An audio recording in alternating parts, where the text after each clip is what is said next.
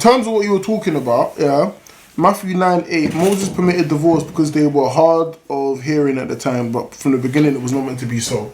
Yeah, that's the only reason why divorce was permitted at the time. So what I'm basically trying to say, yeah, is that the reason why there were so many different sects and so many reasons people followed different things is because people wanted to follow their own heart. That's the main reason. They did it, if they wanted to follow the law, it would have looked differently. That's why I don't call myself a Christian. I say I'm a follower of Christ. Do you get what I'm saying? Because if I call myself a Christian now and then people see all the other stuff that I do, or maybe stuff that I do in their eyes that could be wrong. Oh, how you're a Christian, you're like this, you're like that, da, da, da. I'm just a follower of Christ. I'm not perfect. I'm trying to do the best that I can. Do you get what I'm trying to say? That's the only reason why I think that there's so many different sects. But then when you deep root it back into the Bible, you will see, you could test what you, like Catholics believe in popes and all this. There's no biblical text to back that up.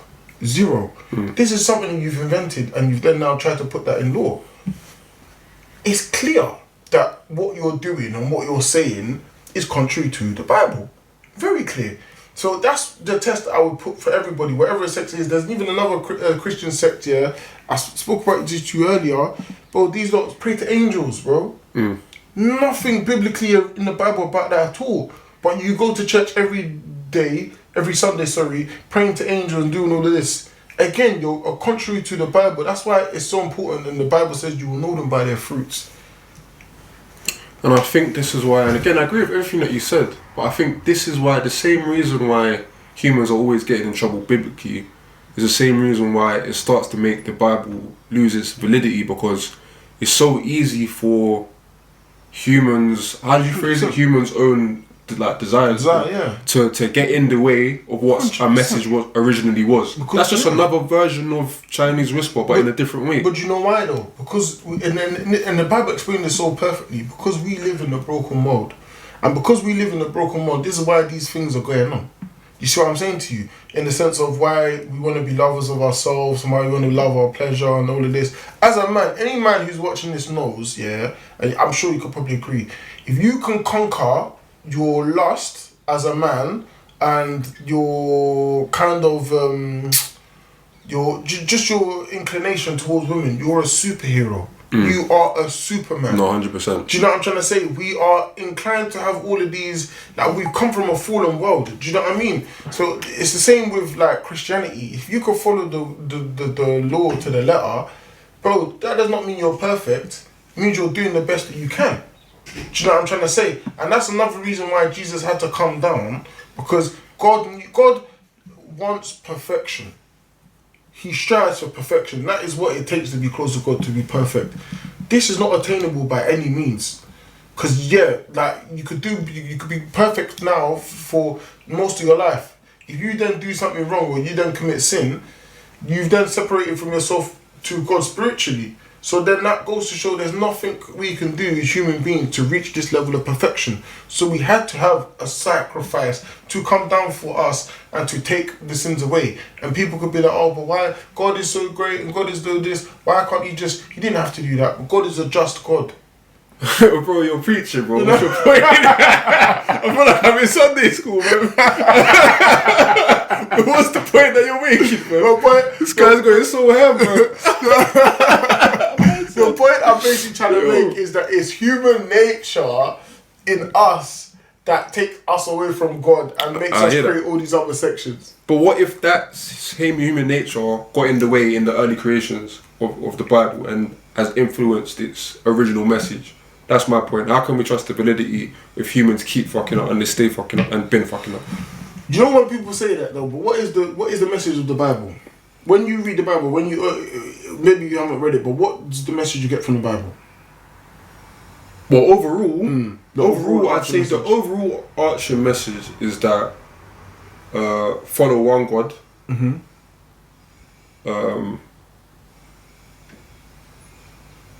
And follow his will, really. Everything boils down to that. If you really condense it. Okay, I can agree with that.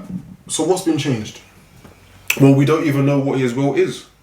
Essentially, if we're going from my point, being that it could have been different from what it originally was because of the Chinese whisper aspect. So what I'm saying is what we have today to follow might not have been it might not be valid because we don't know how much humans have intervened and gotten in the way. Yeah, but remember again, the Chinese whisper aspects goes off the fact that people are actually speaking.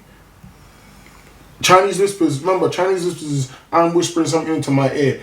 When it comes to translation, it's not the same thing. Yeah, but I'm not talking about the translation. I get what you're saying about translation, but even the original writing, that's not different from speaking to someone. Like, writing down is the same as speaking to someone, but you're writing.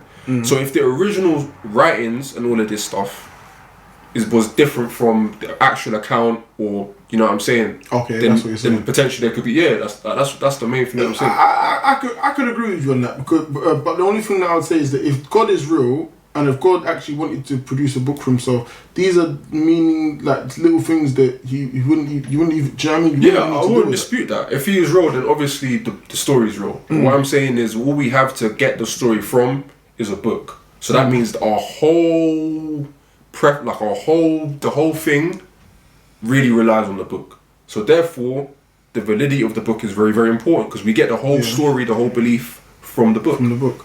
Can I ask you a question? If you were God, how else would you show people that you were real? I don't know. I don't know how I can answer that. How would I show people I was real? If I genuinely, this is a big question, you know. If I genuinely was God, how would I show people that I'm real? With like miracles, with like the same stuff in the Bible, I'd show today. Because it's not hard for me to do that. It's a finger snap to do that. Of course, but then there was in Exodus, God actually spoke to the people generally, like the same way I'm speaking with you. People, he spoke to Moses, no? No. There was a time that he addressed he addressed the people itself. What verse is this? This is early Exodus. We could look it up. And the reason why God stopped speaking to people is because when God spoke to people, they started dying and that. Yeah, his language, it was just so piercing. They couldn't stand his voice. I think I remember something like that. Yeah, it was just too much for people to deal with. So God said, okay, cool, you know what? And God said, and then, you know what, you're right. I am too much. Let me tone it down to a bit, and then I'll speak to you, and you speak. Yeah, I think I do remember that. Do you know what I'm trying to say? I think I do remember. So when people say that they want things like this to happen, you don't, because on the real though, live, because really and truly, for God to come down now, if God is as holy as He says He is in the Bible, bro, people had to take their shoes off and things. He came to on a mountain. We wouldn't even be able to get close. I'm unholy. I'm a sinner. Do you know what I mean? You wouldn't even physically be able to get close to this God that you praise and you worship and this and that. So that's what I mean in the sense of, like, me personally, if I was God, two ways that I would show my working out, you could say it, show that I'm real, is one, by giving these people something that they can refer back to, it being text, book or whatever, or maybe it being, I was thinking about monument, but monuments can be destroyed. Do you know what I'm trying to say? Monuments can always be destroyed. But one thing that cannot be destroyed is God's handiwork. So I would show people within yourself and within life in itself that it can't be a coincidence. Through the stars, through the trees, do you know what I mean? Through DNA. It's just such a complicated way to go about it when you think about it. Like, why not just broadcast your voice? Like, why not just be like the news? And every 7 p.m. on Sunday, actually just say a message that every human... Like, there's so much easier ways to do it than the way that it's been done. But then again, remember, we've been given free will. Is that not control? Is what not control? If God was to say every day, oh, I'm God and this and that and all of this, do you not think that would be control? Not if you just broadcast your message. Like, you don't have to tell me what to do, but if you just broadcast your message, then, oh, yeah, I know you're here. I can still have free will. I'm gonna be scared though. Like deep, if God was to literally be speaking, I'll be less scared if I know He's real. No, but you say that now, 100%. Or maybe right, maybe not. Maybe. Because then you're thinking, imagine, I'm gonna go link a girl. Oh, but God, 7 o'clock. True. Do you know what I mean? All of these things, like, and it wouldn't be. He's trying to catch us slipping, is what you're saying. Yeah, it wouldn't be love. It would be control. And God loves us, so He's given us the free will. And that's why I feel like God does not intervene as much as He did. Because when He did back in the day, intervene. From the Bible, if we want to see the Bible as actual real text, you saw what happened when He intervened. He wanted us to, and He was so much harsher on us. But you know what? You're right, because you said that back then they saw more examples of God and they saw His harshness, but they still chose to So that means they were even scared. Exactly. So it's that's what I'm trying to say. So it's like, and that's why it's in this day and age, it's like, bro, there's not. I don't, and that's why I definitely don't think if God was to come down right now and be like, oh, I am God. People would say it's aliens. People would say that, oh, it's project this, it's project that. Like there was not everyone will believe, and and it's funny enough because it does say in the Bible that there will be a time when God does come back. And there's two things that one, people aren't going to believe that it's him. They're going to persecute him. And what did they do? They killed him. God did come, he showed himself, revealed himself as man, and they did kill him. And then there will be a time when he comes back again, and it says every knee shall bow, every tongue will confess. Do you know what I mean? It will be undeniable. So it's like, a lot of the things that people want to happen have already happened in the Bible, but people just reject it. Like the Jews and Jesus.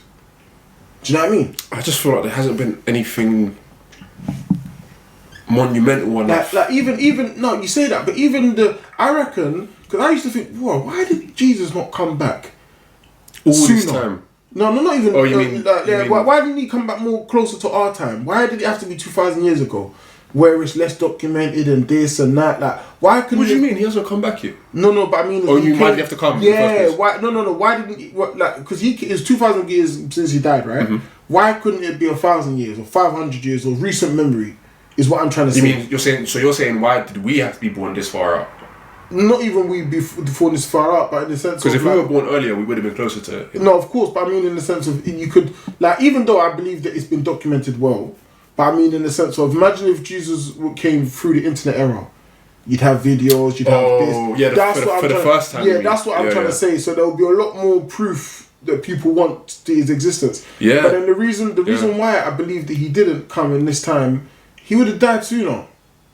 When I watched The Passion of Christ, I didn't know Jesus did not say a word. Bro. He hardly spoke. They beat him up, they spat on him, they whipped him, they done this to him, they done that to him. Bro. He hardly said any words. And it got me thinking, why did he not say anything? Like, why did he not speak? Like, he didn't even defend himself. And the main reason it was so was because even a lot of the things that Jesus did do and Jesus did reveal, they wanted to kill him off the bat from early. So if he did come in this day and age, bro, he'd be arrested immediately. He wouldn't, bro. Immediately. He came in the worst time, bro. You got people today coming out saying, I'm both a man and a woman, so address me as they. You got madnesses being allowed today. You think people will kill Jesus today, bro? Too much is going on now. It was strict back then. Bro, they would put him in. They would think he's crazy, bro. Yeah, but you've got a man in Ghana right now who said that the world's gonna end the 25th of December. People have been saying that though. No, but my man's built an ark. They bagged him. They've arrested him. Like, bro, you Ghanaians. They've bagged him. They've arrested him. Yeah, I'm not allowed to board a boat. Do you know what I'm trying to say? That's because crazy. he said the world's gonna end. So what I'm trying to say is, if Jesus came in this day and age now, he would be persecuted 100 times. Same way people do a miracle. Show me then. Show me a Jesus. Let me see something. That's what people. Yeah, that will happen. That's what people will be. He won't be persecuted. But Jesus, what? He'll probably be famous. Jesus will be more persecuted now in this day and age, bro. You've seen the internet. Bro, deep what you're saying. The stuff the way that they even killed him is outlawed today. It's soft now. You're not even allowed to do crucifixions now. He wouldn't be persecuted. I agree with you in terms of you're not allowed to do crucifixions. Bro, they strapped a fat ass cross to this man's back, made him walk like 5 miles. A cross that was not even meant to be his own. Bro, they was crazy back then. Do you know what I'm trying to say? He would have been soft for him. He would have been light for him now still. 100%. You really think so? 100%, bro. You really he would blow on so? TikTok. He would blow on you. Blow. Okay. Do you know how I'm gonna? I got the poo poo. Do you know how I'm gonna combat that? Okay, go on. What about all the people that have been killed in human time because of their influence?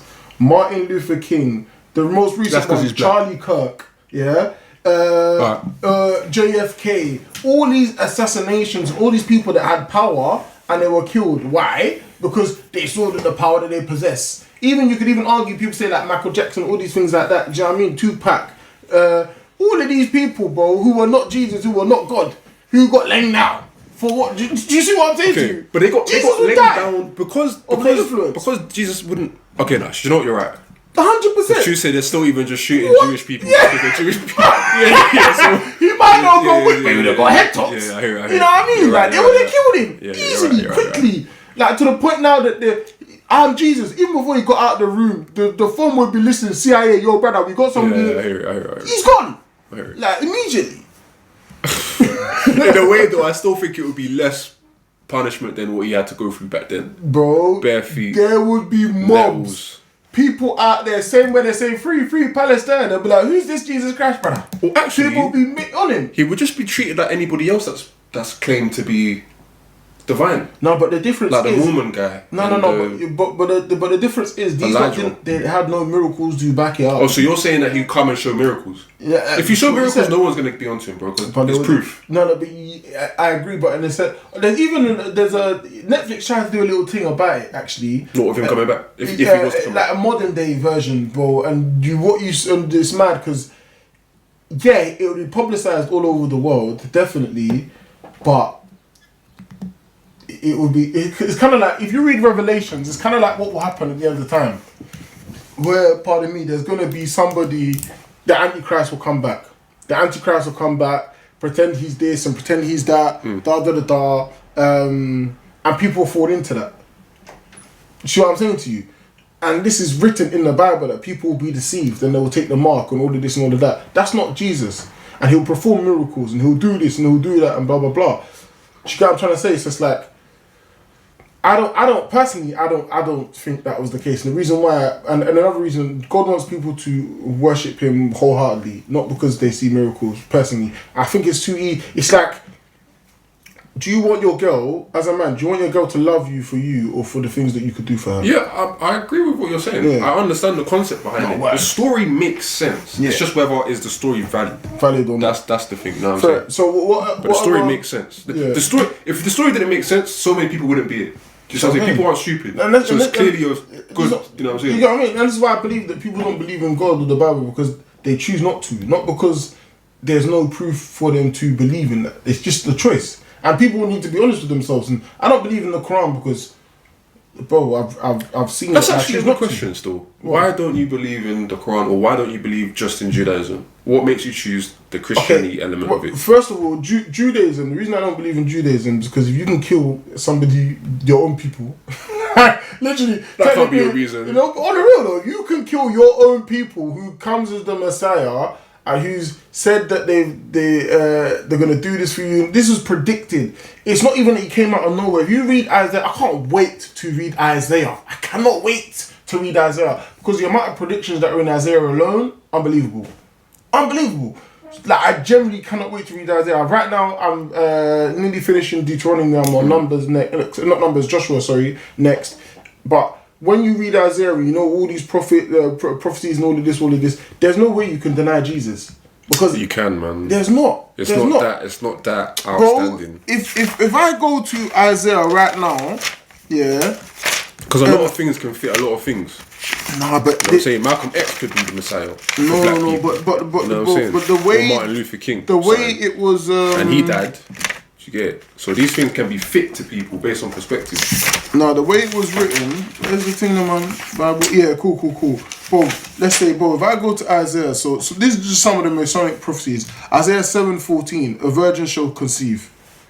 That alone, bro, a virgin shall conceive. That's madness. Because you're not saying something that can happen to everybody.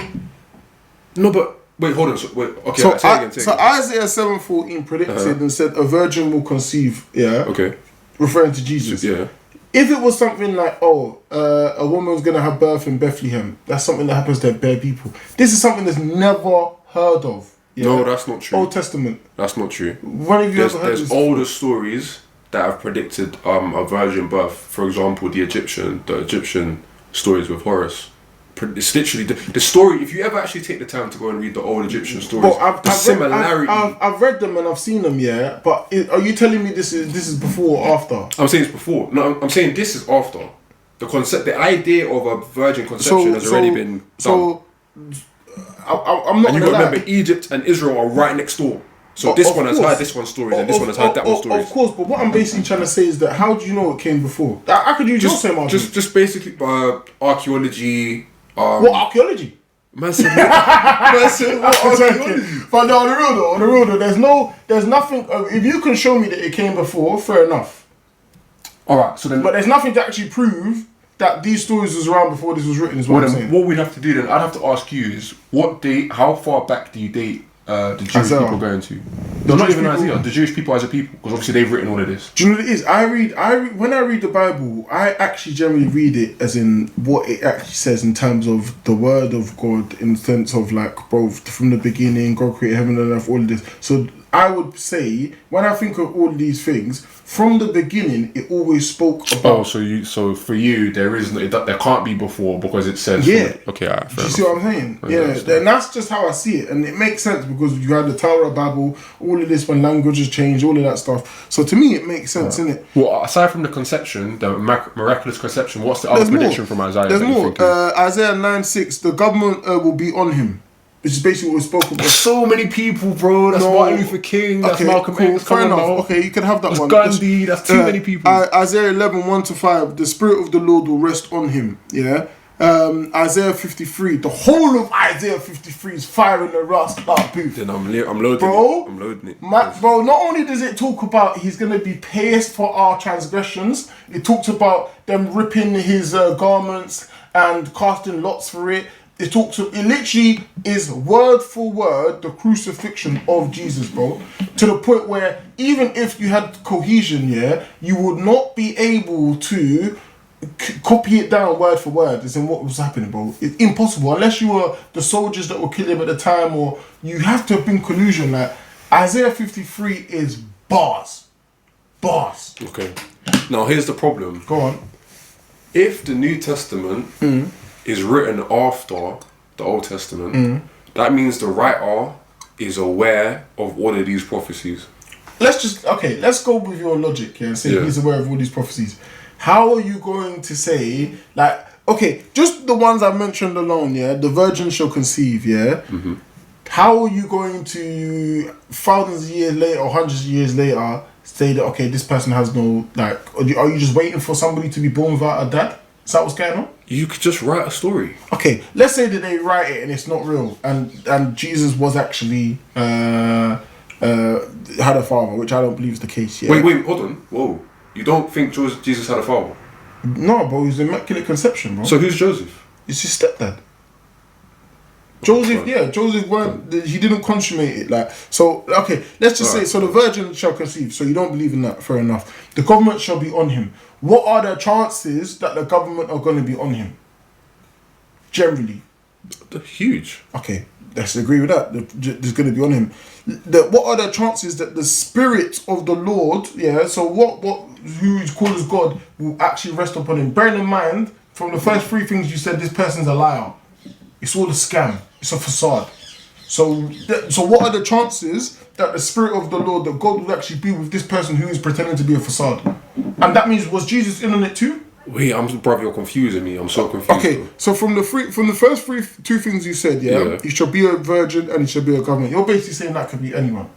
I'm saying that the person could have just wrote the story based on what he's already seen of the. If you know predictions and you want to make this sound, no, but Isaiah was written first. Remember exactly. So that means the person writing the New Testament has read Isaiah and knows about the idea of conception and knows about the idea of the Spirit is on him. So if you know all of that beforehand, then you can just write that. So the first two, I agree with you. What you're saying, I'm following your train of thought and I agree. So the first two, virgin birth and the government be on him, I agree with you. That could be anyone, it could have just been written in. I agree with you on those two things, But the Spirit being on him, if that means that if whoever is writing, or Jesus himself, if you believe that God is real and has a higher power, would he put his power in something that is a facade, that's a fake?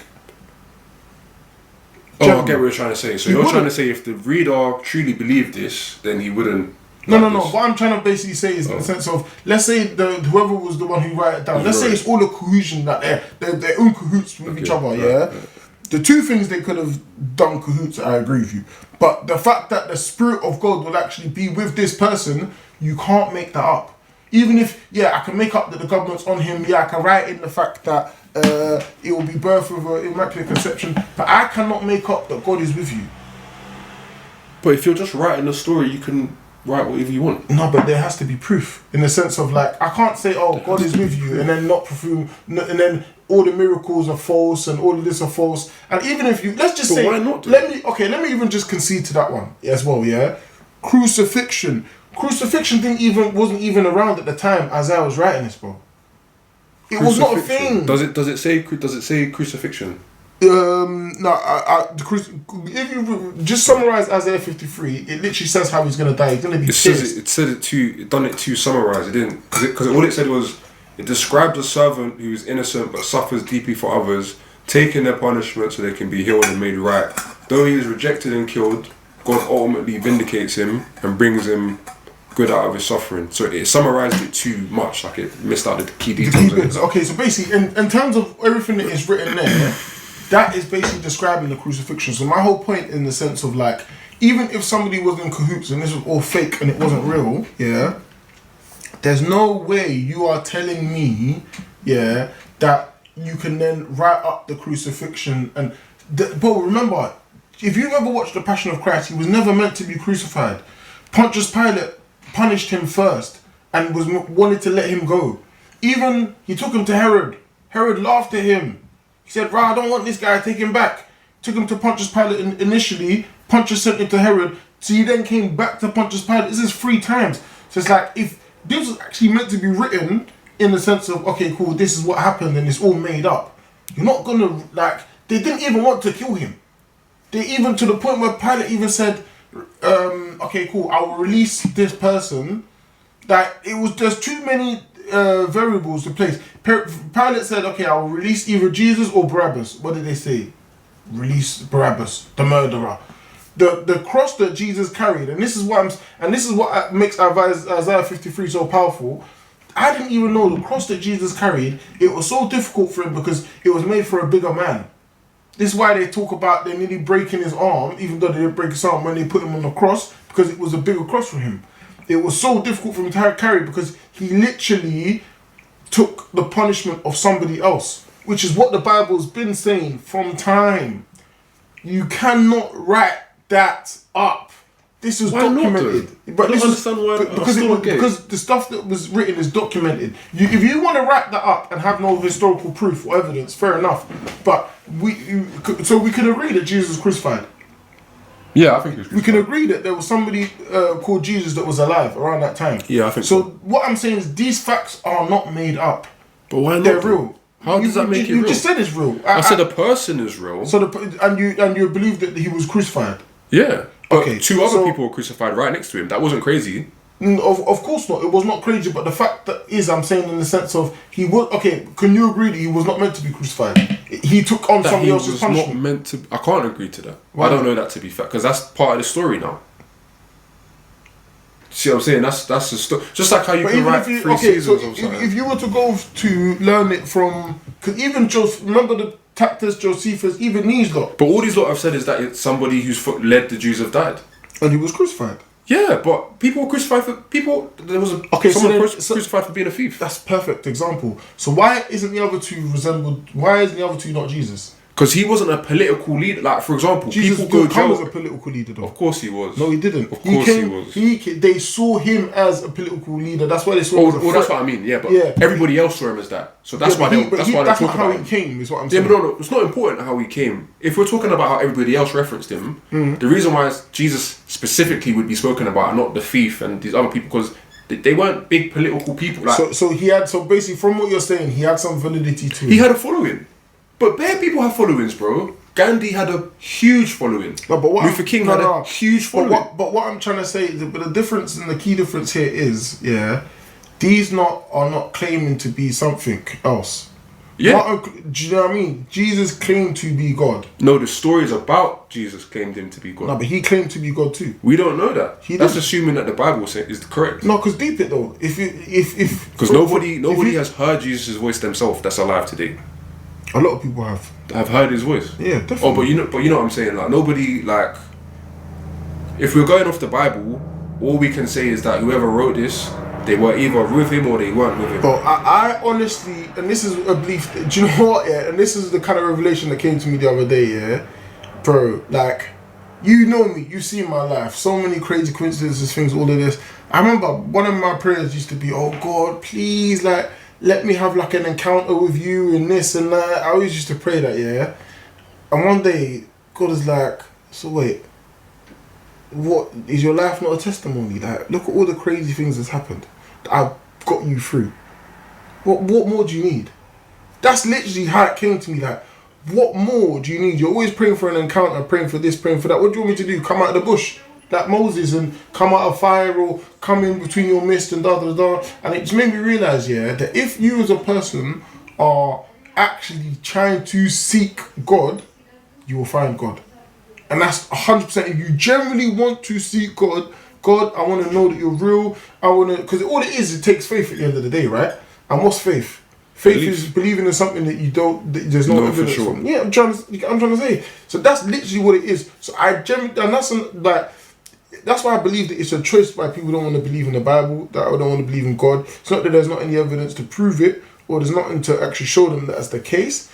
They generally within themselves, they just don't want to do it. For whatever reason. They don't deem there to be enough evidence. The same reason that you decide not to believe Islam, that claims to be, well, not claims to be, but is a continuation essentially, because they obviously reference Jesus in that. But they say that they needed one more prophet, that Jesus wasn't the last one, so it's a continuation according to them. My issue with, and you choose to not believe that. Yeah, but I'm choosing not to believe that based on evidence. What's your evidence? First of all, and the evidence, it literally says in their book, go and read the books that came before it. When you ask Muslims this, they say, oh, but your book has been corrupted. Yeah, but but now you're making the same argument about humans being different from the doctrine. You make that argument all the time, that humans are humans, they're imperfect, but the doctrine is the doctrine.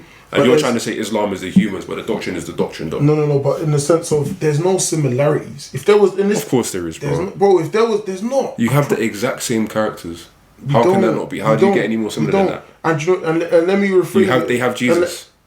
How does it get any more similar? The way that they look at Jesus is not the same way we look at Jesus, bro. Yeah, but that's not the same way Seventh-day Adventists look at Jesus, or the same way Catholics look at Mary. And that's why I can't call myself a Christian. I say I'm a follower of God. But they would also all say that they're a follower of Christ.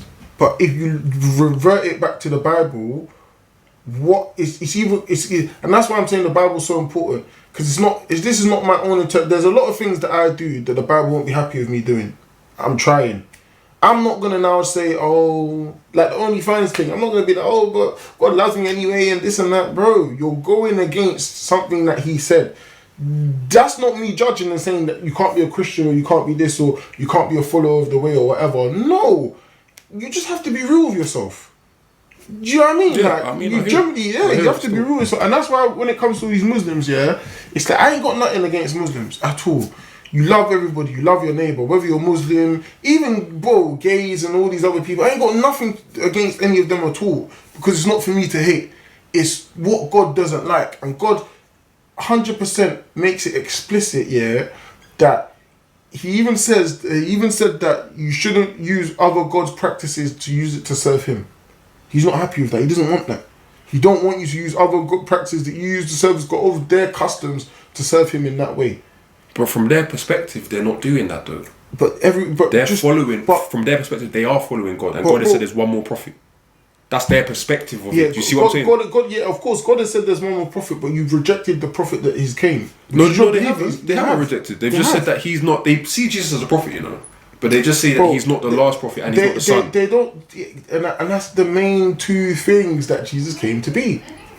But they're saying He's a prophet though. They're just saying that He's not God, and they're saying that, oh, you're saying the two things, that He's the last prophet and that. Yeah. So it's like, you know what I mean? So it's the two things that we're saying He is. You're saying He's not. They say God gave another revelation and said, no, there's one more. Muhammad, things have gone out of whack again. There's nothing in the Bible that said that. Yeah, because the Bible isn't as late as the Quran. Yeah, but okay, cool. If the New Testament came about, and this is me generally being honest, God knows my heart. I would not believe in the Bible if the Old Testament did not predict the New Testament. 100% not.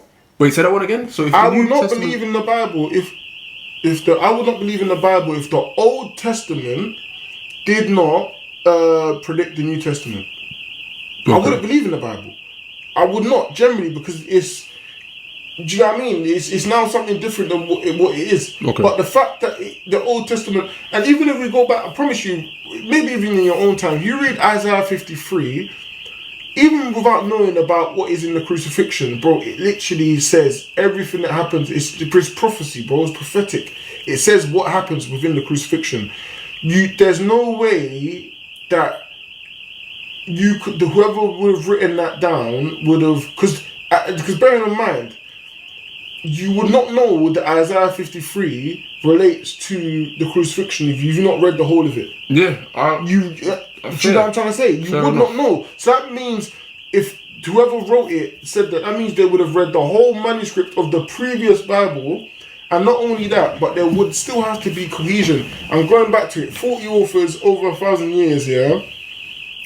Even though it's got different styles, it's all one cohesive story. There's unity within it. You cannot say that is the... If I started writing half the book, yeah, and I didn't give you... Imagine I started writing the book now, I didn't give you no context at all to this book, and I said, "Raw, here you go. In a couple 100 years' time, you write a part 2 to it." You're not gonna write down, even if you have the book in front of you, it's still gonna be completely different because do you know what I mean? The part 2, even if you've read. Well, the New Testament is quite not quite different, but it does take quite a thick turn from the Old Testament. Like the God seems a bit different. His temperament is different. No. They're changing the exactly sacrifices. It's exactly it's different. no. Do you know what it is? And this is another thing that I thought as well, because I thought the same too. But when you understand the symbolisms, sacrifices didn't end in the New Testament. The only thing that came to be fulfilled is Jesus was the ultimate sacrifice. That's why they said he's the Lamb of God. And what did they used to do back in the day? They used to sacrifice animals, like fat and stuff like that. which animals that which were not broken bones and da da da da. That's what they used to do. So by that logic, if you want to use that same logic, yeah, it's that, bro, Jesus really came down to be the ultimate sacrifice. So that's showing that sacrifice didn't completely stop and God said, "Oh no, we're not going to have that no more." He came to fulfill and be that ultimate sacrifice. Hence the reason he was killed the way he was killed. I get what you're saying, but my point is that it was a fundamental change. That's a fundamental change. Quite a big change. That now one person is responsible for everybody's sin, and now that's done. No, but that's a huge change from the Old Testament. If it wasn't predicted before in the past, and I agree with you there. I would not. I agree with you there. I'd get what you're saying. Like especially that Isaiah 53. That's nearly word for word the story of Jesus. It's mental. I understand that. It's mental. And that's why for me it's like, not only would you have Matthew, Mark, Luke and John, all four of them, whoever wrote the books would have to be in cahoots with each other to make it so similar, but then also make it so different. Three of them would just have to have the original one. But remember, no, but then see what I'm saying? The whole of Isaiah, they would have had that. No, well, they all would have had. This Isaiah. is just because remember though, this is just one book. There's other books that predict Jesus and God as well. Remember, even Genesis 15, bro, which I'm happy you confirmed it, because when I came here this morning, I didn't really think, does it relate to God? Does it not relate to God? But reading about it, it does. Because a Messiah is coming, basically. Exactly. And this is even before anything majorly has happened in the Bible and Jesus is predicted. But then you got to think, this nation, of Jewish people, that have been following this story this whole way. If we go with the story, these are the descendants of the people. These are the descendants of Adam himself. Mm. They themselves have a reason to think that Jesus isn't that Messiah. That has to be a strong reason. These are Adam's descendants. These are the people from the stories. So why do they themselves so strongly think that it's not, Jesus isn't the right Messiah? They were there at the time. Don't forget that. They were there. Do you know the reason I put to that, is because, again, this is another reason, worshipping other gods. God's biggest sin... But they had your God. They're Jewish. No, but what I mean, but they turned their back on God, bro. In the sense of like, even in the Bible, just go on for the next... I don't want to talk about it too much because it kind of goes into our next topic, But it's like when people turned away from God, God would allow their enemies to take them over.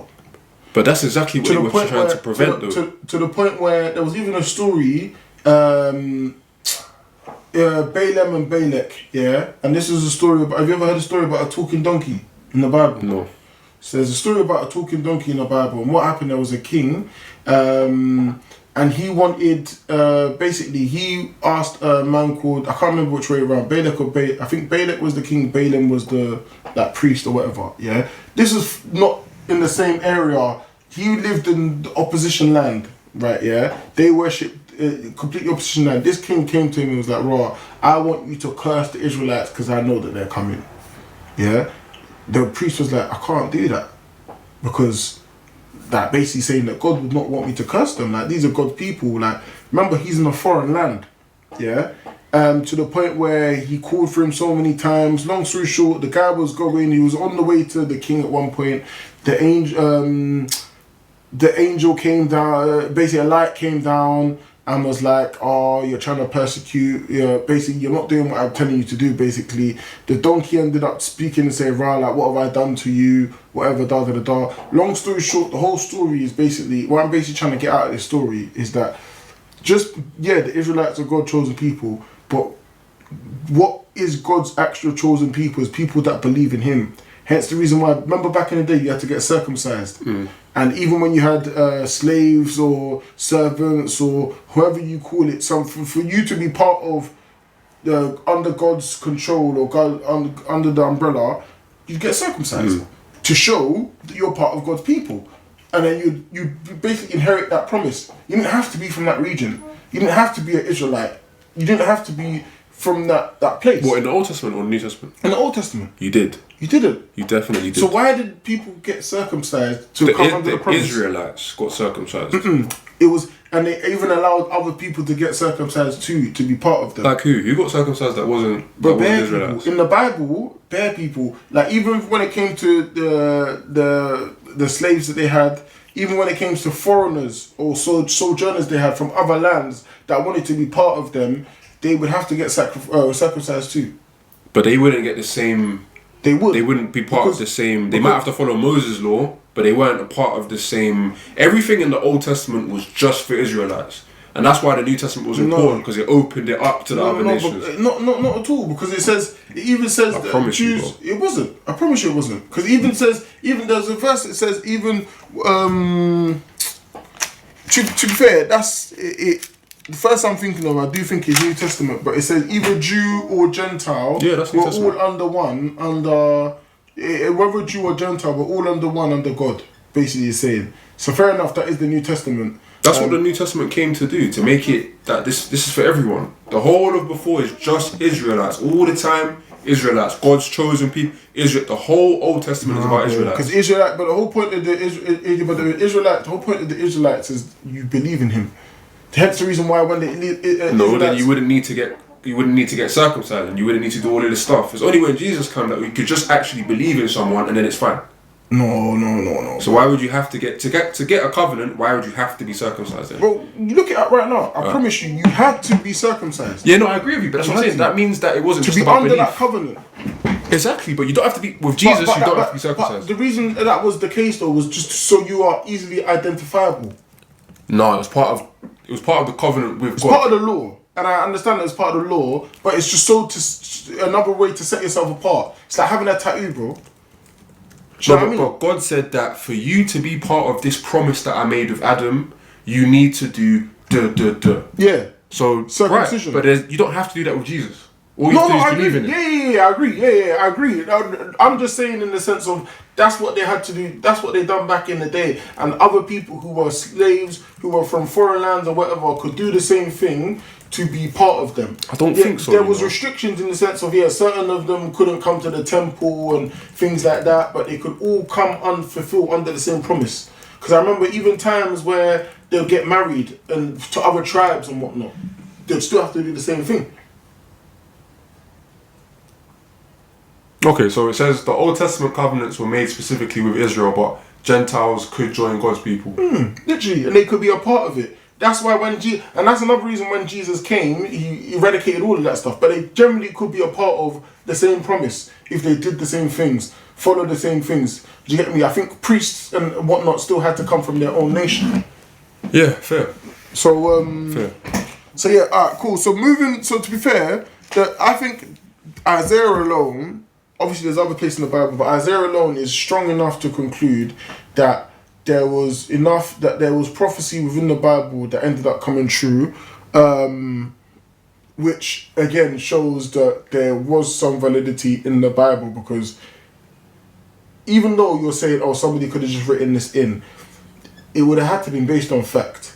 It doesn't. Why does it have to be based on fact? It would have been because... Does a TV show have to be based on fact? No. But I mean, but this something that's factual evidence. Like you couldn't just write in that Jesus was crucified when he wasn't crucified. You couldn't write that in. It would never have taken. It would not have taken. But you know what that's like saying though? That's like saying like like The Wire, the TV show The Wire in Baltimore, yeah, based on like the crack epidemic and stuff. That's historically true. There was a crack epidemic in Baltimore, but the actual story itself isn't true. Okay, cool. But using your same example, yeah, if you were to, if let's say that it was true, like it was accurate, they were trying to make it as accurate as possible, yeah, you could not write a story about there being a crack epidemic in Baltimore if there was not one before. That's what I'm trying to say. So if there was no person to be crucified, you would not be able to write that in the book. But we're not distinguishing whether Jesus was real. That's not what we're saying. What we're saying is that whether someone was real or not isn't a big deal. What's a big deal is if you claim to be who the divine stuff and being resurrected. Like this is stuff that matters for the debate, right? So what I'm saying is just because there was a crack epidemic doesn't mean that the TV show that was written was real. And just because Jesus was a person, just like Muhammad Ali was a person, doesn't mean that Muhammad Ali was resurrected. Do you see what I'm trying to say? Of course, but what I'm trying to say in the sense of, remember, you're saying writing it down. So the fact that you're saying, so first of all, for him to write down Jesus was crucified, it actually had to happen. No, it didn't. It did. Oh, the crucified. Yeah. Sorry, it had to happen. Yeah. For you even saying that Jesus was meant to be a Messiah or whatever, he had to have been a real person. Yeah, but that doesn't. No, but what you'll see what I'm trying to say. But what I'm basically trying to say is that these things had to have happened. Whether it's real or whether it's not, that's another story. But Jesus had to have been crucified. If he was not crucified back then, people would not have. It would not have taken off. If Jesus was not allegedly a virgin birth back then, people. Do you know what I mean? All things like this, bro. Back in the day, it was serious. If you were not a virgin, they're on to you, bro. You could divorce your wife. You could do all of this and da da da da. Like people used to get stoned. It's not like now. Where everything, well not every girl, but people are just freeing it up. Yeah, I understand. Do you get what I'm trying to say? So all of these things in the sense of, why would you even, as a woman, back in that day, for you to even come out and say, I'm pregnant, no one's gonna, and I haven't had sex, you're putting a taboo on your name and your family. You as the husband. No, she's saving herself from being a Jezzy if she was a Jez. No. If she actually did have sex and got pregnant outside of marriage, then guess who it benefits to say it was immaculate? The girl. No, but who's going to believe you? Is what I'm saying. Nobody would have. Bro, people believe bare things. And remember, this was back in the day. So if you've had sex, it's not like you're going to go fuck somebody or have sex with somebody and nobody's not going to know who you done your thing with. No, we're in a village. But why would we not believe? We're the same people that believe that God split the sea and Moses dropped the cane and it turned to. Remember, these are the same people, right? Mary, all these. So they believe that crazy things can happen. So if I tell my husband, imagine I cheated. If I tell my husband that I've got pregnant through immaculate birth, it's not crazy. That's mad. Not insane. And do you know why it's mad as well, though? Because we're all saying it under the premise that God is real. Imagine you're using I'm God. You're telling me, and you are lying. Oh, I will punish you. People have lied over much smaller stuff. No, but I mean, but Gan especially. But I've lied over way less bad stuff. I hear it, but I mean in the sense of, bro, you're saying that this is my son, and I know. Remember, God is all knowing. I know the influence and the power and all of the things that this can do. If it is false and it's not true. I don't think God would have allowed that to happen, bro. No, but we're not talking about God. Remember, there's free will. What we're talking about here is humans. Yeah, and but humans are imperfect. Even though there's free will, I believe that nothing can happen unless God ordains it. Whether good but then that's not free will. Nah, it is. That's literally not free will. Free will is you can do whatever you want, right? Yeah. What happens among us is human intervention only. Because then what you're saying is the most extreme things that happen in the world, God condones it. You're saying he condones paedophilia and all of this stuff. Of course, God. So you're saying he allows it to happen? God allows everything to happen because he's given us free will. Okay, no, but that's different. So if we have free will, then we're responsible for what we do. It's not him that's made it happen. No, I agree. That's what I'm trying to say. But what I'm basically trying to say is that the fact that he's allowing these things to happen shows that we have free will. Do you see what I'm saying to you? Yeah. But no, but you said that everything was like preordained. Yeah, and God is, and in the sense of, maybe not preordained is the right word then. Yeah. So in the sense of everything, God is, like, for example, if there was a flood or whatever to happen today, yeah, obviously my reason is this: God can stop it if He wants, but because He's given us free will to do what He wants, Yeah, He lets our effects happen to us. Yeah, I hear it. That makes sense. So that's what I'm saying in the sense of He could if He wanted to, but He's not going to.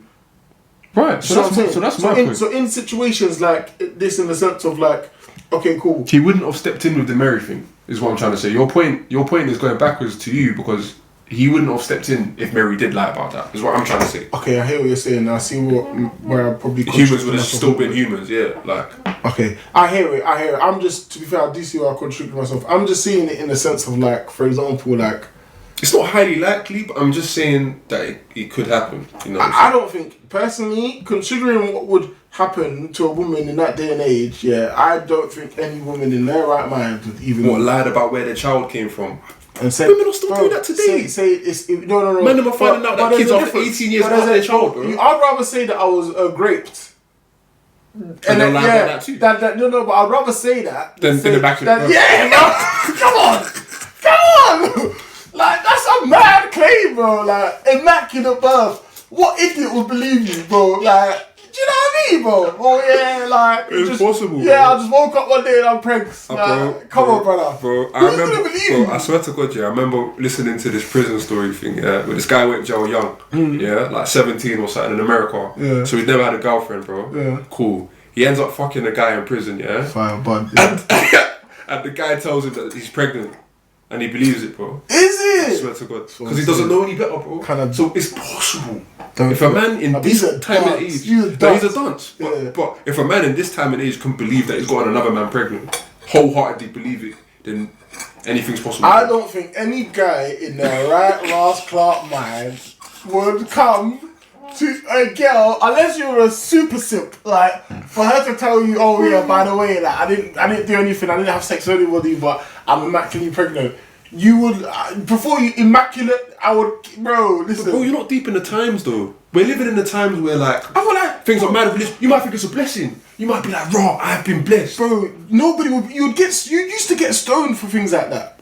Which is why she had to say that. No, but from what I'm remembering, I'm pretty sure even Joseph didn't believe her at first, and the angel had to come and yeah, because what man would? Exactly. That's what I'm trying to say. So that even more, that more kind of goes into the story that, but I don't. Bro, listen, angels would have to come to me and be like, "Yo, brother." Yeah, that's genuinely the only way. And even then, I might still have an issue with it. Exactly. I think, bro, the only thing that will stop me from crashing out is the fact that my adopted son is gonna be. He's the big man. Yeah. Other than that, and even after that, I'm consummating my marriage. Fair. Do you know what I mean? Fair. So it's even his fault for not doing it already. I swear they were together for time. Although they weren't married. Shame, they weren't married. You get what I'm trying to say? That's what made it even worse. That's what made it worse. Yeah. Do you get me? I hear it. Like, there's even a verse, yeah, I wanted to basically, God saying that this is what happens.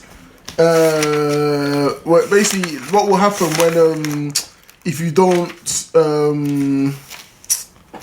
what is it? Basically, what happens, that the punishment of God, basically, if you don't follow him, yeah, Deuteronomy 28, you shall betroth a wife, but another man will ravish her.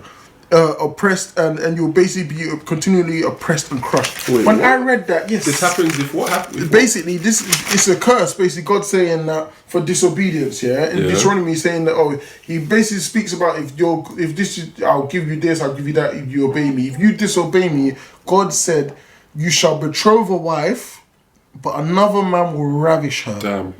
Damn. When I read that, I had to double down. I said, damn.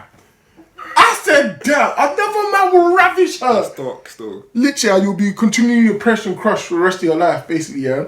So that's the promise that God has given for the bro. Ravish is yeah, I know. I said, bro, I'm gonna have to start listening, man. What the heck, like, ravish. Yo, brother. So, long story short, what I'm basically trying to say is that,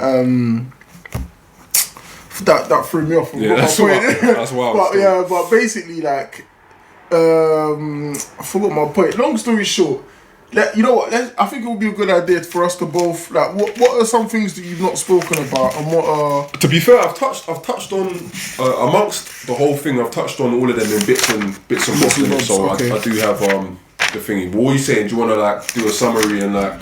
Yeah, a bit, because there's a few things, and then just consolidate everything, because I feel there's a few things. For example, we haven't even spoke about the philosophical and the moral validity of the Bible as well.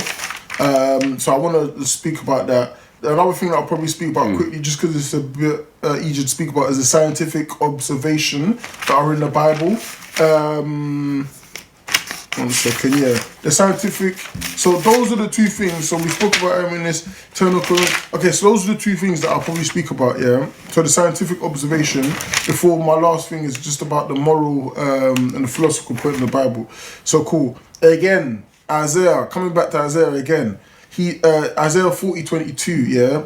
The earth is round. He sits enthroned above the circle of the earth. The Hebrew word was chug, which means circle or sphere, yeah.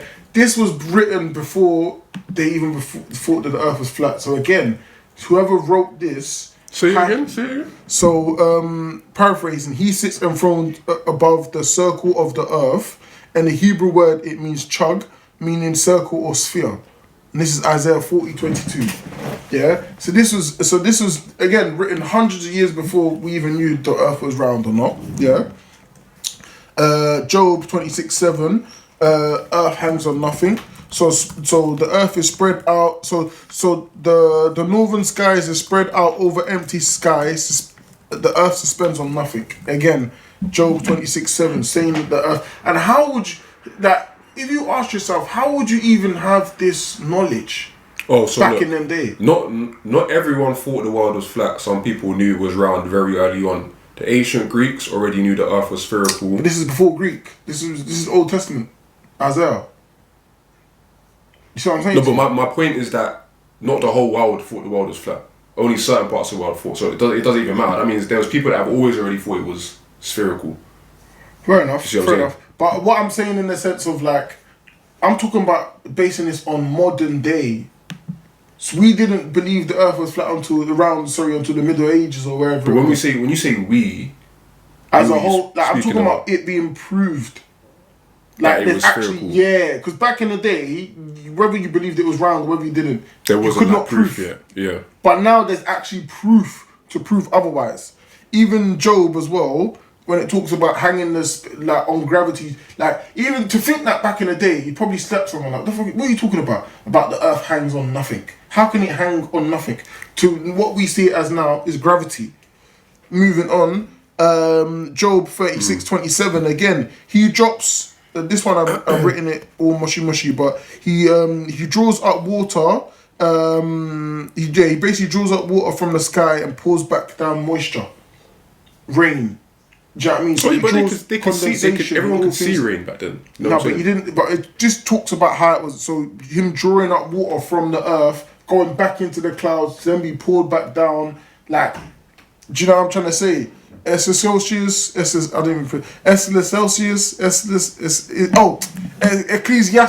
sorry, 1:7.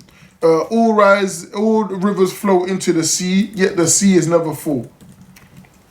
Again, Ecclesiastes 1:6, the verse before that. So the wind blows from the southwest, then turns to the northwest, returning round. They only found this about recent time, again, in terms of the globe and how wind currents work. Jeremiah 33:2, I will multiply the descendants like the stars in the sky that cannot be counted. I'm just going to do quick fire. 1 Corinthians 15, basically saying that each star gives off different light. So the stars differ in their, the word used here was glory. So each star gives off different lights. Leviticus 13:14, there's clear instruction for you need to isolate when there's infectious disease.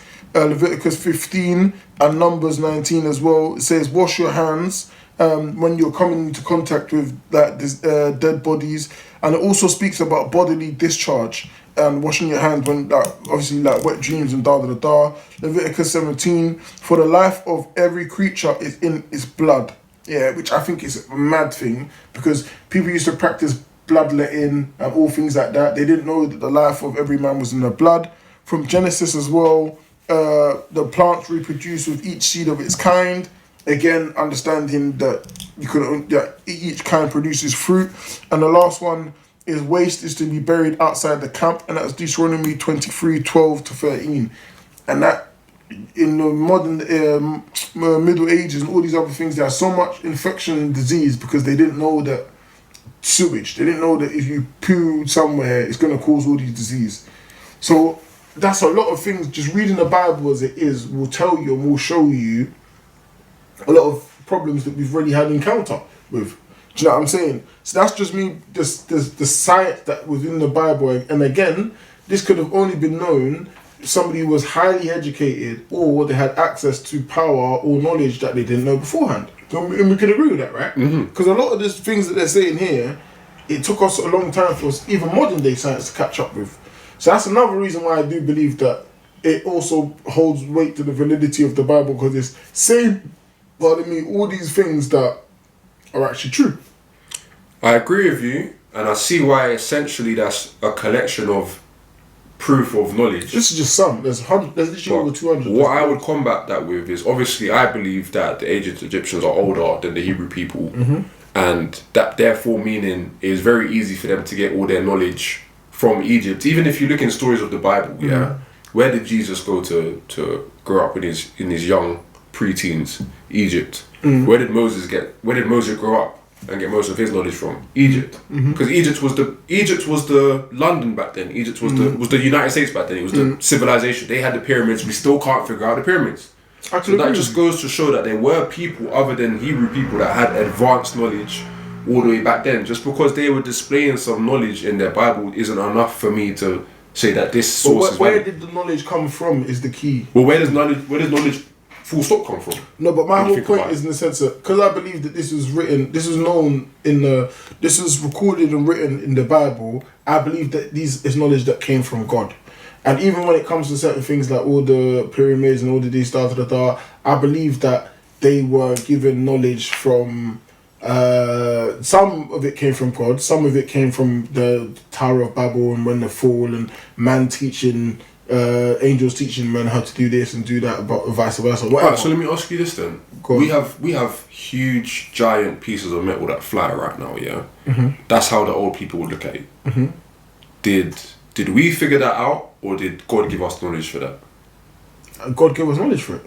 How? And the reason why I say that, is because if you look at a lot of scientists, they accredit a lot of the things they do to God. Like no, they don't. Only Christian scientists would. Yeah, of course, but I mean in the sense of like a lot of them were like, I can't remember his name. Long story short, he read the Bible, finding out that I think it was like currents or something like that. But long story, he read the Bible literally and he made a scientific discovery. But what I'm basically trying to say, but what was the question again, sorry? So basically, you're saying that you feel like the way that people got knowledge back then, like pyramids, all of that, was through God. But I'm trying to contrast that by showing God or God's lower G. Or gods. So you're saying even the lower G gods could give knowledge back then? I would say, when I say demonics, when I say lower case jaws, I'm talking about anything demonic, which is different from idols, in my opinion, because idols are man-made up things. Oh, fair. Do you know what I mean? So, and there was a time, and I do generally believe this is why God was so angry with people for worshiping other gods, because they would feel like what they're doing is real because they're getting something from it. Do you know what I mean? So they're thinking they are worshipping the real God, when in reality they're sacrificing to demons or this or that, or they're learning through divination or star signs or like, it's like somebody who follows star signs in this day and age, bro. You can't argue with them and tell them that what they believe in is wrong. Oh, my horoscope says this, and because I'm born on this date and blah blah blah. You don't know where that knowledge came from, but to them it's truth. It is the truth, 100%. But you can say the same thing with the Bible. Of course, you can't say you can say the exact same thing. You don't know where the information came from, but you know that it came from a higher power. But then, what if they said to you that knowledge also came from a higher power? I'm not disputing that. Okay, I get what you're saying. That's the point you're making. Yeah, I'm generally not disputing that. It could have come from a higher power, but what power is that? But what I'm saying is, us building airplanes, I don't think that's knowledge from God, because there's a clear process for how we came behind the engineering, the physics. Okay, you could try it. All science is accumulations of testing things.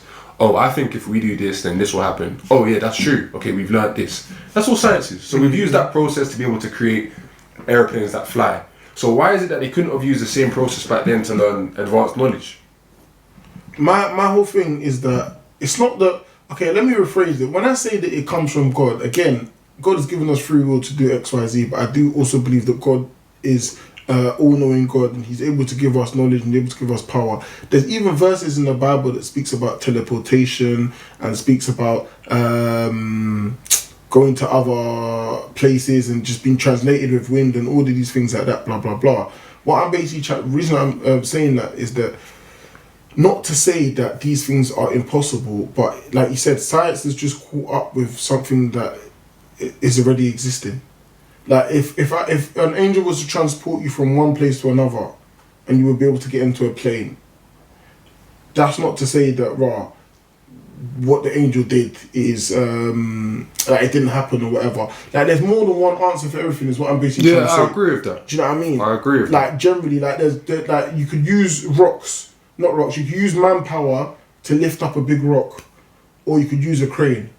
Back in the day, apparently there was something called acoustic levitation and things like this. So there's always more than one way to do everything. But the reason why I attribute it to God is in the sense of God created us all. Do you get what I mean? He created us all. He from the time we ate the apple, we begin to know good and evil and learn knowledge and all of these things, blah blah blah. But when you think about it, He didn't really have to create everybody. All He had to do was create the first two ever humans, and then they created everybody else.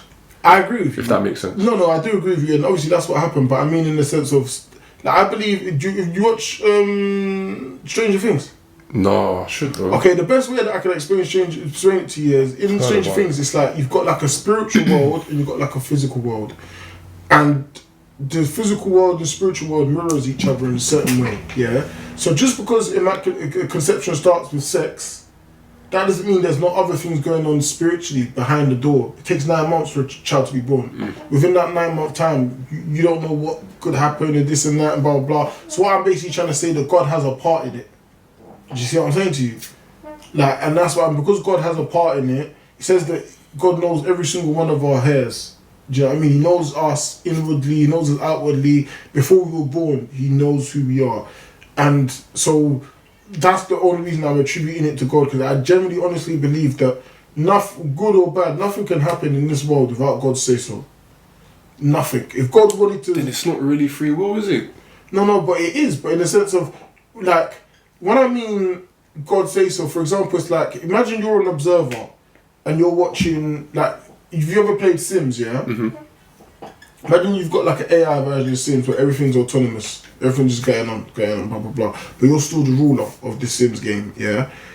Just because you might intervene when, for example, let's say one of the Sims is going to kill themselves or this or that, or whatever reason, yeah?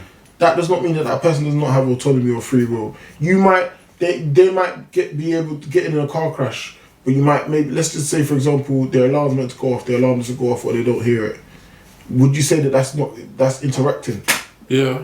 Because same way, what could happen could still happen. Do you know what I mean? This is, you got to understand, this is your creation. So it's not like you can't get involved in your creation. You can't break the rules and that. I understand what you're saying. Do you know what I mean? But then it's like, if we're going off that argument that he can intervene whenever he wants, it's like, why is he allowing some stuff to happen? And that's kind of mad. Because there's humans that do it. Remember, it's not like, it's not. But then what's he intervening for? If I don't know. I'm just saying, for example, like in the sense of, and the story of Job, I think proves that one, in the sense of the God allowed the devil to test Job, but He said you can't kill him. You could do everything you want to him, but you can't kill him.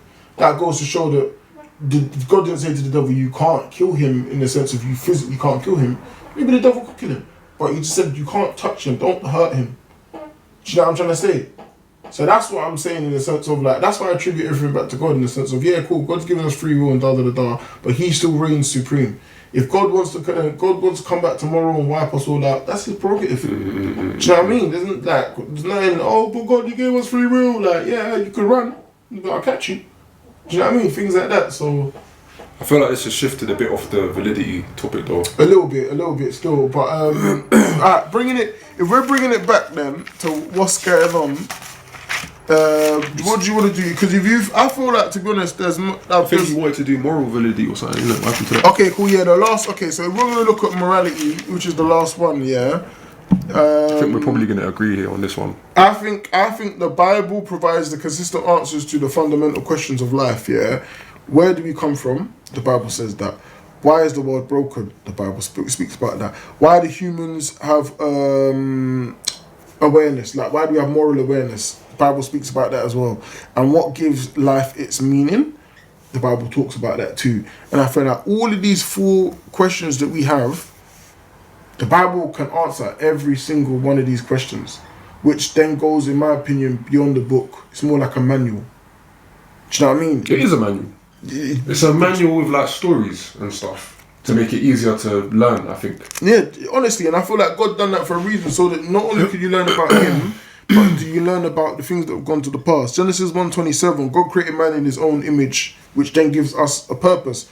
Micah 6:8, He told us, basically saying that He has told us what is good through the framework, which is the Bible. Romans 2:14, He's basically said that the law is to be written in our hearts. Do you know what I mean? So these are all. So if we can agree with that again, this is more reason to prove the validity of the Bible, because not only is it a book where people think that, okay, there's so much in it. It speaks about where we came from, speaks about why we're here. It speaks about moral awareness and the meaning of life, which I think is very important for any book. I think there's validity to its morals, yeah. Mm-hmm. I think the actual way it teaches, a lot of what it teaches, I think there's validity, yeah, 100%. Mm-hmm. But I think that's slightly different from,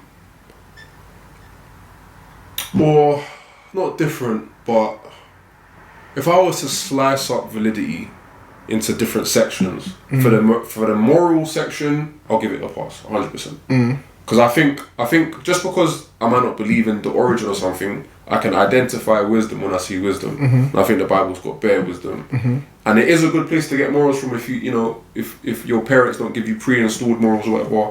I think it is a good place to, I think what it promotes is morally good. So yeah, I will agree that morally there's validity still. Yeah. Fair enough. That was I didn't. I had a feeling because what am I going to say, that morally it's not valid? No, like it's valid morally. So if that's the case, the only thing that we really disagreed with then on the Bible, and especially, and this is again based on what you said at the start, is what it actually So witnesses, okay, other than witnesses as well. So. If we're doing it from mine, so accurately translation from the original text, yeah. Whether I think we can agree that the Bible is accurately translated from the original text. For the most part, I'll say for the most part. Your argument was more but before the original text, right? Yeah, and the selection of books. Okay, so we could agree that it is, and the proof we have in that is the Codex Sinaiticus and the Dead Sea Scrolls. So the events are grounded on history as well. Would you agree with that? Some of the events, yeah. Not all of them, some of them. Okay, but I mean, okay, fair enough, to be fair, because you're not going to agree with everything, but some of it is grounded in history. Because Jonah and the well was an event. You know what I'm saying? And I would say that's not a real event. Do you get it? But the reason, why would you say that's not a real event? Because it's difficult to be true. Yeah. Just because there's been nothing like that. So you base basically what you believe based on whether it is true or not. No, whether it's hard to believe, sure, but whether the likelihood, has it happened in recorded history since then or anywhere outside of the Bible? If not, then it's, I find it hard. Okay, fair enough. Okay, I see where you come from.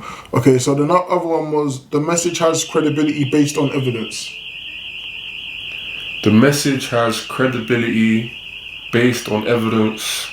And that's such as the crucifixion, for example. Parts of the message do. Even the facts that are within the Bible as well, like we're talking about the knowledge. Because bear in mind, remember, you said the Bible is either written by people that have access to information that weren't readily available at the time, or they have to be really smart, like academics. Which weren't the followers. So to me, that tells me, even though the books are ascribed to the followers, they didn't actually write it. So in itself, that's already a bit of fraud. Okay, then forget about the gospel then. Yeah, but that's a very important. The gospel is very important. But my whole point in the sense of like you don't ascribe it to them because you don't believe they were academically inclined to be able to write it. I mean, do you? Yeah, 100%. You think they were able to? They were that smart? I believe because it says that the Bible was written and inspired by the Holy Spirit. Oh yeah, alright, fair enough. I don't believe that they may have been that intelligent. Okay. But I believe that through the Holy Spirit guiding them to write this, revealing certain things towards them, that's how they were able to write it down, and that's the reason why we believe that this is a crazy book. That's fair enough then. And the last thing is, so do you believe the Bible is trustworthy in what it teaches? Overall, no.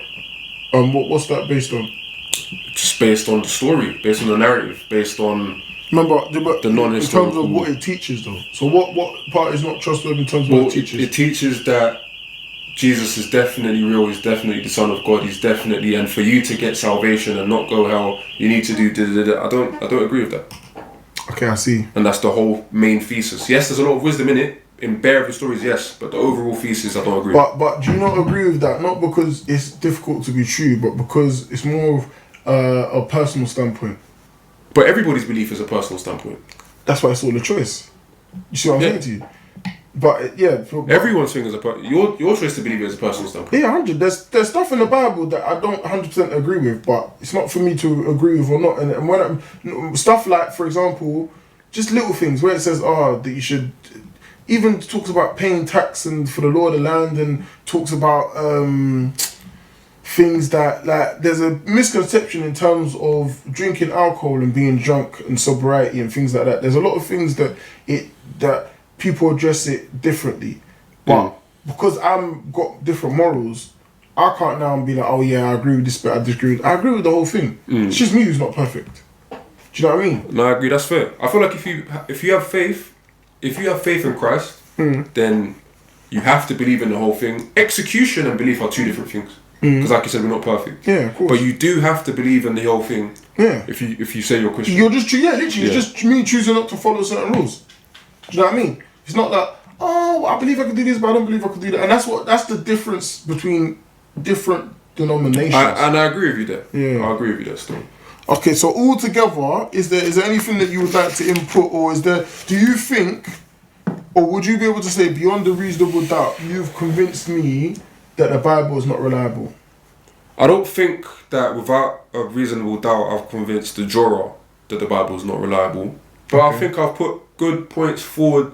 Like you said, it's a very hard thing to prove without a reasonable doubt that it is or isn't true. It's very, very hard still. But I think the points that I put across, especially somebody that's not already like pre-Christian, will think I'll have a lot of valid points. Okay, fair enough. What do you think? Do you feel like you, without a reasonable doubt, have done enough to say to the jurors that this is definitely true? Again, I believe that beyond reasonable doubt is a huge burden, but the good thing about what I'm trying to prove, I'm trying to prove, you're trying to disprove. And in cases like that, there's always more burden on the prosecution. You're like the prosecution and the defense. No, you're trying to prove. Sorry, I'm trying to... You're trying to prove and I'm trying to disprove. You're saying it's Israel. I'm saying it's not. Okay, yeah, sorry. So I've got myself mixed up. Yeah, definitely. So you're basically defending it, and I'm trying to. So yeah. So in a way, there's always more. There has to be more evidence on the prosecution because. Side than because I agree. Yeah, do you know what I mean? So what I'm basically trying to say is that although you probably won't agree in the sense of everything that I've said, I feel like I've given enough points to prove that there is validity to the Bible. The only thing that I'm not going to be able to do is prove the whole Bible. Yeah. And the only reason I believe that is mainly because like there's some stuff in the Bible that seems hard to believe, although I believe that to be true, but convincing somebody else of that is going to be more, like for example, it's going to be more difficult for me to convince somebody about Jonah and the whale than it would to convince somebody about the crucifixion, because it's recorded, it's evidence and this and that. But based on what I have said, I do believe that it is difficult to refute that the Bible is valid, especially in our day and age today, definitely. Well, what I would say, I'll concede to the fact that you've given me enough evidence for me to more strongly understand why you definitely don't doubt his validity. Oh, definitely. Does that make sense? Yeah. Like I can go away from this saying, okay, I hear it. You hear why he doesn't. Like I hear it. Definitely. Still, you know what I mean? Yeah, no, of course, definitely. And me finding common ground here, I definitely do understand why you don't believe some of the things that you don't believe in. But then again, like I said, I feel like it comes back to personal choice. I don't believe that the fact that there's not enough evidence. I believe that it's a personal choice. Well, that's the issue, right? Actually, that's even a good thing that you just said, because you're bound. So in order to believe this, you have to believe everything in it, and that's the issue. Because like you said, the parts of it are very believable, very morally great. But in order for me to go ahead with that, that means then I have to now believe every other story in the Bible, and that's a huge ask for someone that's just looking at it just unbiasedly. It's a huge ask. I see where you're coming from, and when you say that, I do feel like, even though you could say it's a huge ask, I feel like a lot of the things I feel like in this day and age we believe a lot of things anyway. Whole of life is belief. Yeah, bro. Like, we don't really know things. Yeah, do you know what I mean? Yeah, whole of life is belief. And it's funny because it's only when it comes to God and religion and things like this, I feel like people just hold the burden of proof so much higher than they would. It's because there's so many conflicting, bro. You know what would make life so easy? If there wasn't bare religions, if we grew up and everybody in the world knew there was just one, it would be so simple. Do you think that would be free will? Do I think that would be free will? Yeah, because you can still choose to not believe that religion or do believe the religion. Yeah, but then people would still make up. God has just given us the ability to worship who we want to worship. So, for example, he gave us that one religion. People went and spun it. People made idols. People made this. People done that. And people made up their own narrative to what he said. So in the sense of, I don't believe that, well, this world that we're living in now anyway, that we could have a time where we don't believe in, that where there's just belief in one God, because like you said, I don't think that would happen. It's just that like there's too many people that make up their own shit just to suit them. But the issue is, from the outside looking in, all of you guys say the same thing. So if you don't already come with a pre-bias and you literally have come to Earth for the first time, you're shopping around, you see all of these 7 religions, you have no way to choose, because they're all going to tell you the same thing. Theirs is the correct one. Honestly, I'm in search of the truth, and that's how I got to Christianity. I'm not trying to look for... Bro, if I found serious flaws in Christianity tomorrow, and I knew for a fact that, okay, cool, this is not the right religion, I would change my religion, bro. But can you say that you gave all of them an honest try before committing to one?